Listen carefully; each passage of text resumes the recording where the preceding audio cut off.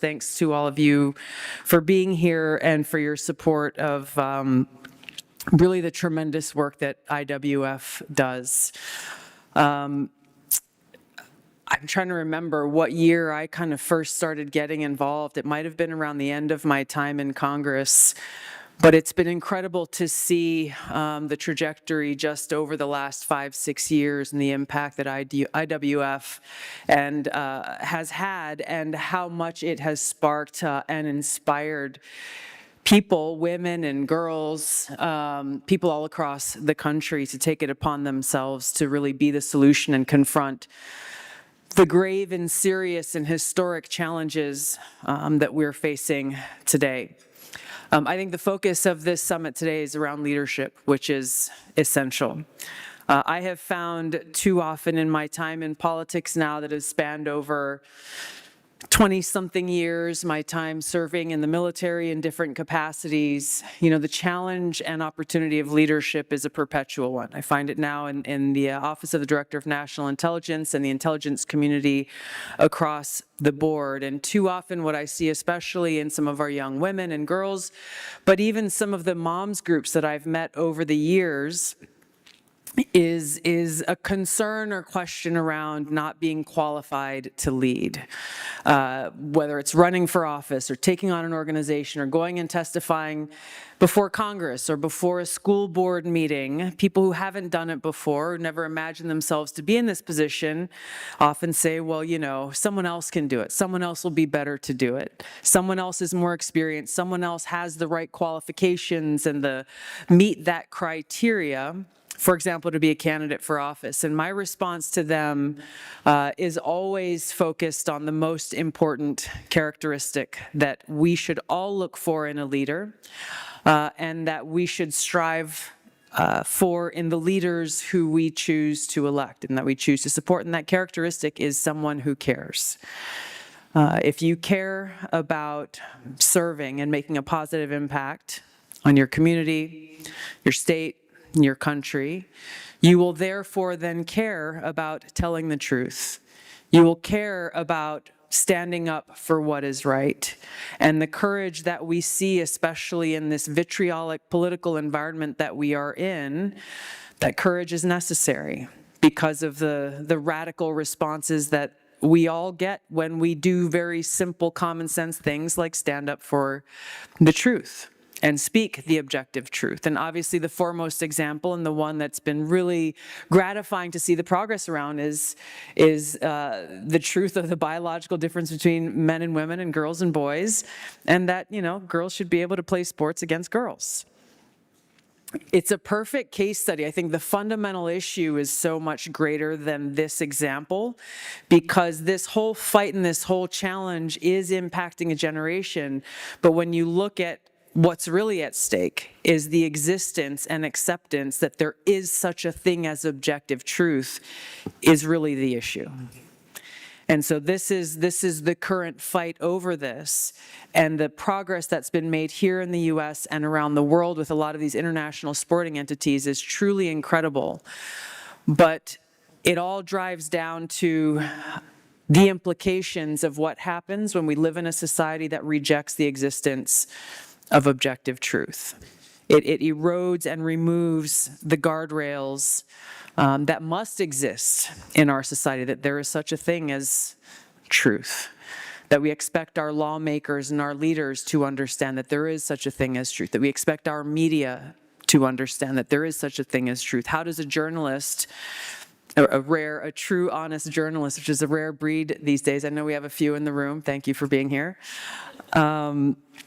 how does a journalist report on the truth if they, the journalist or their outlet, reject the existence of truth? You can apply this almost universally across the board, but all of this comes back to courage. When we care about each other, when we care about our country, when we care about the consequences of the decisions being made by policymakers, when we care about our Constitution, our fundamental freedoms, the bedrock of this republic that we are citizens of, that is the qualification that we need to step up and lead.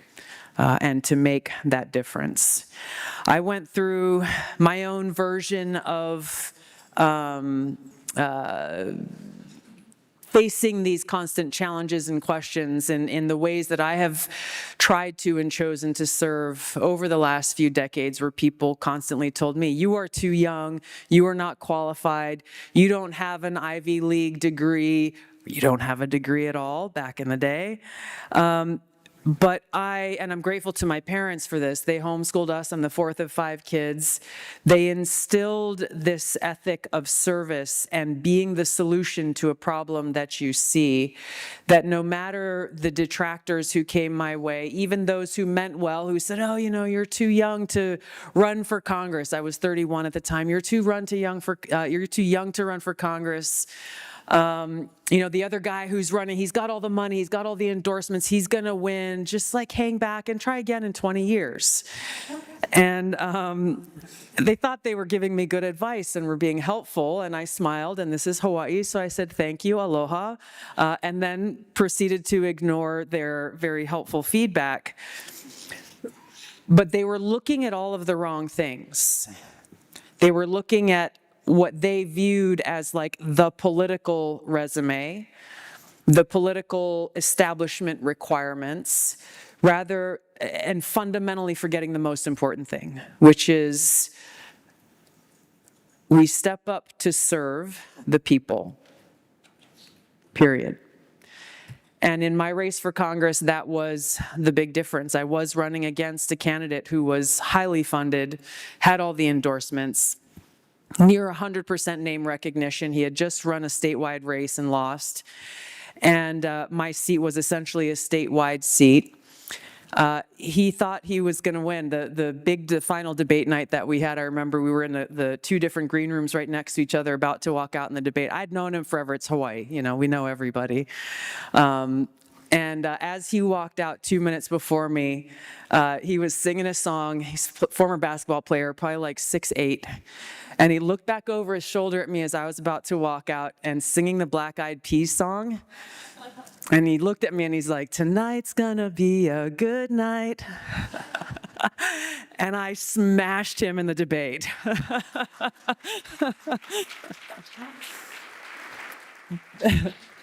Because he took it for granted.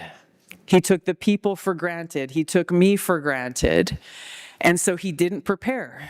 I am a prepper. I did the work, and I came with the goods, and I was running on a very clear platform based on substance and how I could best serve my community.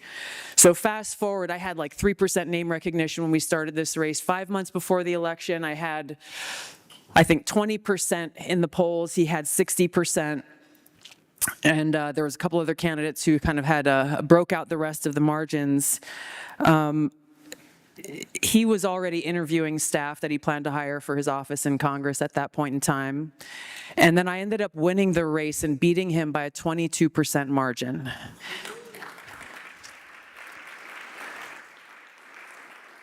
We spent the same amount of money, but arguably on paper, he was the candidate who was definitely going to win.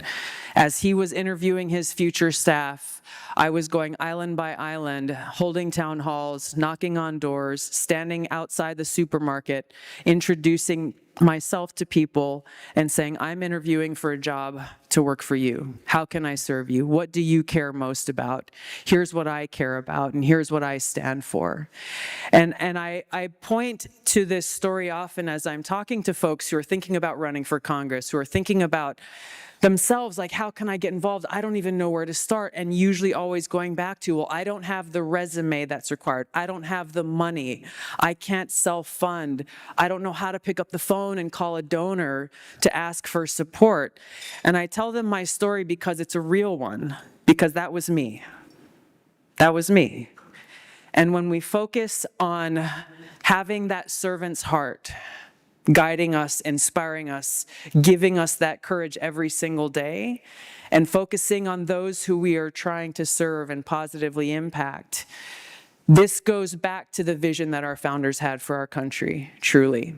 How do we have a government of, by, and for the people? We have real people not those who've been handpicked by the powers that be. We have real people who care and who want to serve, who are stepping up and responding to one of my favorite verses in the Bible from Isaiah 6:8, when the Lord says, "Whom shall I send? Who will go for us?" Think, "Here I am, Lord, send me." He didn't ask for a resume. He didn't say, "Well, are you qualified?" He said, "Who will go for us?" He said, "Here I am, send me." And that to me is the fundamental question. It's one that I ask and reflect on myself on a daily basis, is how can I best serve? How and where can I make that most positive impact? And continuously reflecting on that throughout my life has taken me in a lot of different interesting directions. It's taken me in different political positions. I started out in the state house when I was 21 years old, and then to Congress. When I got elected to Congress, the Democratic Party somehow, they rolled out the red carpet. I was named the rising star. CNN was talking about who was going to play me in the movie. True story. I was like, I don't know what's going on here. Vogue magazine wanted to do a spread and like all of this stuff. And I was like, this is interesting. How can I use this? Any of these opportunities as a platform to be able to make the positive impact that I wanted to make.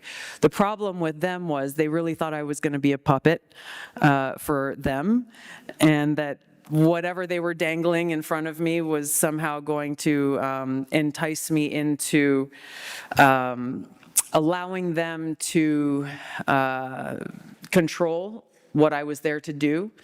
It didn't last long. Within a few months, then President Obama he was coming to Congress and wanted to start a new war in the Middle East, this time in Syria, and I was the first Democrat, that's maybe the only, I don't remember, but the first Democrat who came out publicly and opposed his request and gave very specific reasons why. I was on the House Foreign Affairs Committee at the time that were based on my own experience of having deployed to the Middle East twice and understanding the implications of what he was asking Congress to approve, and the fact that the very most basic questions that we should always ask, especially when you're talking about sending our men and women in uniform into harm's way, is what is the objective? At that time, John Kerry was the Secretary of State, and he came before the committee, and I came in with an open mind saying, hey, if this is something we have to do to secure our nation, we have to take a hard look at it.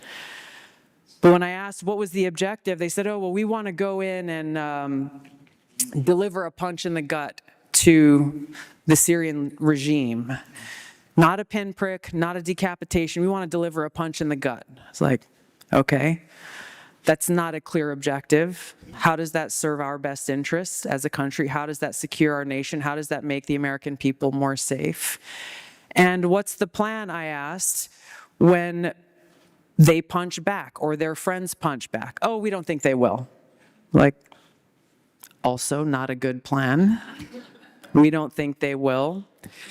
But my taking that step and asking the tough questions, doing the work, and coming out and in opposition to President Obama's request at that time, the red carpet was quickly rolled up, taken away. I got a very quick call from the White House saying, how dare you go against your president? They had no questions and no statements to make about the substance of the issues and questions that I had raised. And that was the first of many examples that would follow over the 8 years that I was in Congress, where I realized that they weren't actually interested. You know, they made a big deal. I'm a veteran. I deployed twice to the Middle East. They weren't actually interested in hearing what I had to say or drawing on the experience that I had. And ultimately, it became about their own partisan politics. It became evident again, you know, the Democratic Party used to call themselves the party of women, the party that champions women. I found out at a number of women's events that they only like a certain kind of woman that will say certain things, and had no problem dismissing other women candidates, women of color. I experienced this a lot when I ran for president in 2020. There was a forum where they had all of the female candidates there, and it was called She the People. The Washington Post covered the event, and I was not mentioned anywhere in the article. And so I had my press person call them up. They're like, "Hey, Tulsi was there." He's like, "Yeah, I know." It's like, okay, so like, why wouldn't you report all of the female candidates that were there? He's like, "I have no obligation to do so." One of many examples I could tell you about the bias of the so-called mainstream media, but all of it again pointing back to my initial message that when we have people who care more about power than they do about the people, then everything starts to fall apart. We've got tremendous leaders now, and I give so much credit to President Trump and the cabinet that he's assembled, really hand-selecting people to lead each of these different agencies and saying, okay, I'm giving you this privilege of service and giving you this responsibility to lead. Now go out and deliver results. And as you all know, the man does not rest. He is sprinting every single day, and he expects those results to be delivered, but he empowers the leaders on his team to actually go out and do the work. And when we look at the high tempo across the board, whether you're talking about Kelly Loeffler, who's featured this week, it's like Small Business Week, but what a lot of people don't see is the tremendous work she's doing behind the scenes. You have Sean Duffy, who's going out and really doing a long overdue revamp of the Department of Transportation. Which, by the way, little side story there, he shared with me in his first conversations with his predecessor, Pete Buttigieg. They're doing a handoff, and Pete told Sean Duffy, he's like, "Don't worry about it. The organization basically runs itself." But you look at what Sean has done. Sean and Rachel are great friends, but you look at what Sean has done, what he has uncovered with the infrastructure that we all rely on just to travel across the country, the safety of Americans.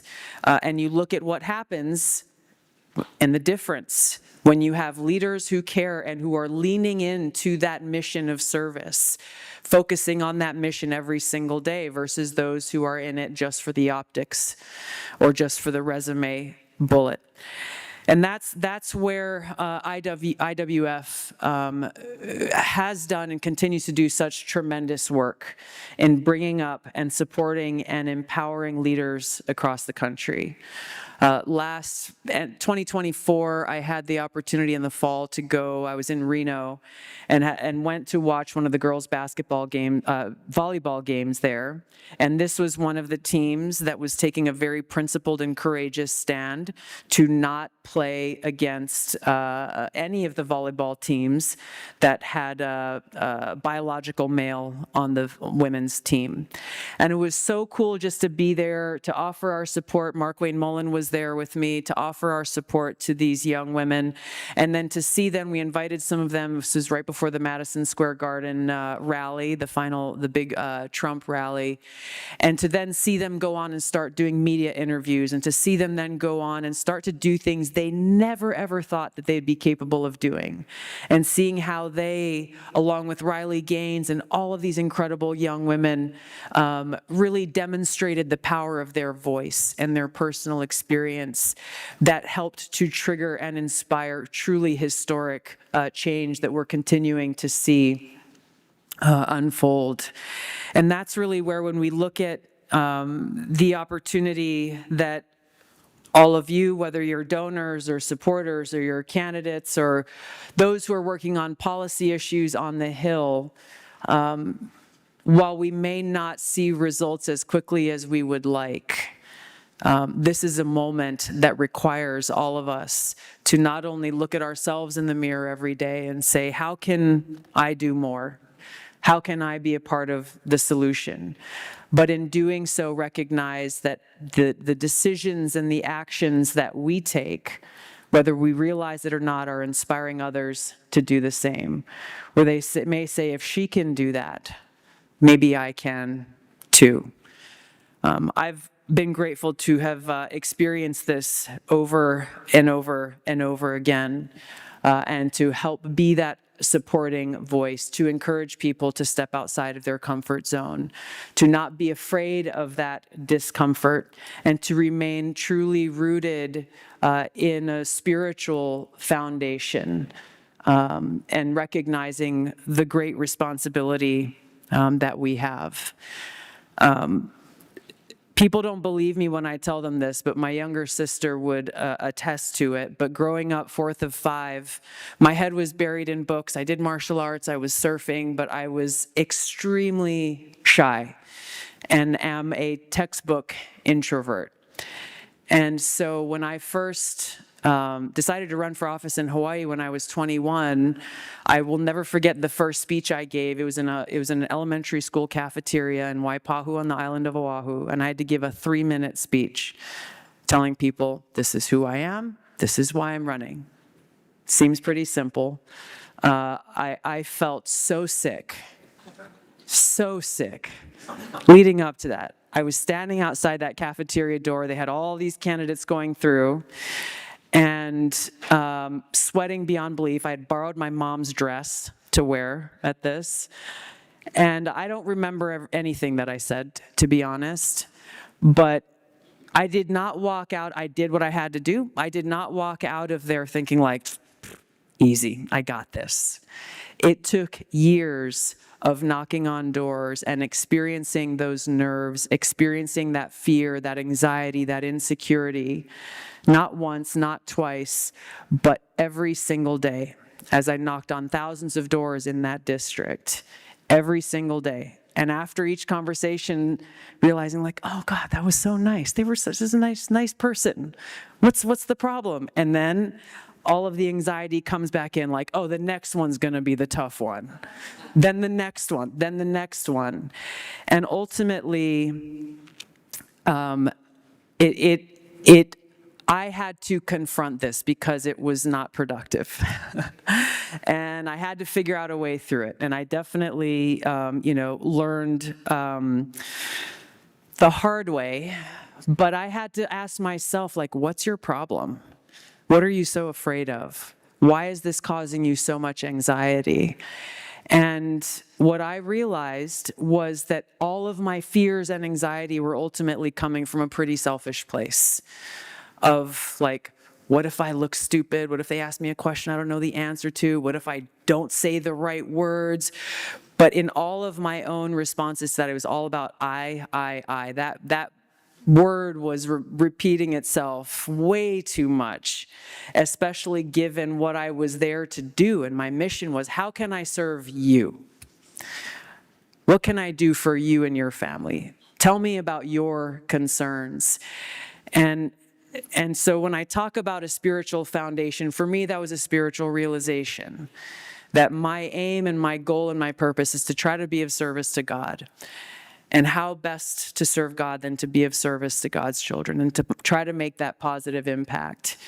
And it changed everything for me. From where I used to walk into a room like this, just like, nobody talk to me, I'm just gonna stand in the corner and, do what I gotta do and then I'm gonna leave. But instead of that, being able to walk into a room like this and recognize like, hey, I have the opportunity to share a kind word, to share respect, to share thanks, to maybe share a story that might encourage someone else and see what can I offer and how can I make a positive impact, even if I'm only having an interaction with someone for 30 seconds. that could be the thing that changes that person's outlook or causes them to ask a question or may have that positive impact.